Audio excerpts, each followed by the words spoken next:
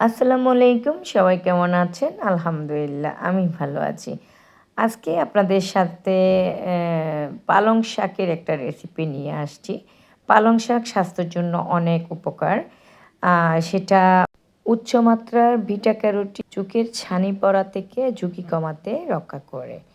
এতে vitamin D ছাড়া প্রচুর পরিমাণের পুষ্টি ও প্রচুর পরিমাণে পটাশিয়াম ও আয়রন সহ বেশ কিছু প্রয়োজনীয় মিনারেল রয়েছে। পালং শাকে ফলিক অ্যাসিড থাকায় হৃদযন্ত্রের সুরক্ষা গুরুত্বপূর্ণ ভূমিকা রাখে। পালং শাকে ভিটামিন এ ত্বকের বাহিরে আর্দ্রতা বজায় রাখতে সাহায্য করে। এটার কালার ঠিক রাখতে আপনার বেশিক্ষণ রান্না করতে হবে না। ৫ হতে ৭ মিনিটের মধ্যে এই শাক রান্না করা যাবে।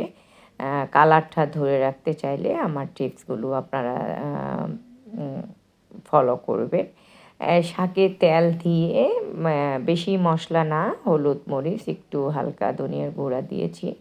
শাকের মধ্যে লবণ দিয়েছি আর কাঁচামরিচ।